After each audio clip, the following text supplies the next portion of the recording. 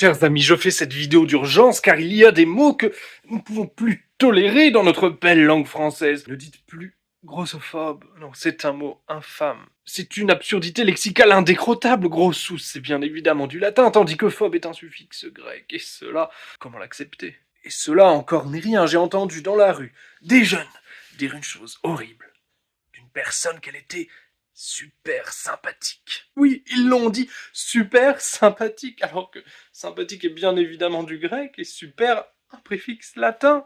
Et utiliser hyper, bougre d'âne.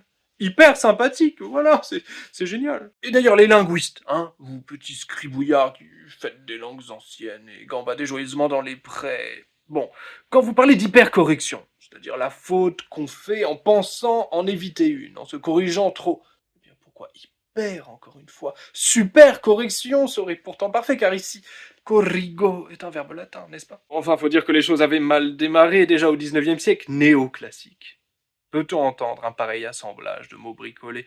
Néo, c'est évidemment, tu vas me le dire, un préfixe grec, ça serait novo classique en latin.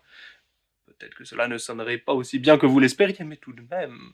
Certes, des fois les mots se ressemblent. Bon, néo, novo, admettons. Mais ce n'est pas pour autant que nous devons tomber dans la facilité lexicale. J'entends parler maintenant de neurosciences à tout bout de champ. Mais neuro, c'est du grec, c'est nervo, vous l'avez vous-même dans votre langue, le français, vous dites le nerf et pas le neur. Alors, névrosciences. Ah, les automobilistes et leurs automobiles, ces petits sacripants ne peuvent pas utiliser un mot classiquement pur, non, il faut qu'ils mêlent encore une fois des parties hellènes et d'autres latines, hein. Mobile, oui, c'est du latin, moveo, je bouge, mais auto, c'est un préfixe grec qui veut dire soi-même, comme tout le monde le sait. Alors, pourquoi ne pas nous inspirer des descendants des Hellènes qui utilisent autokinito?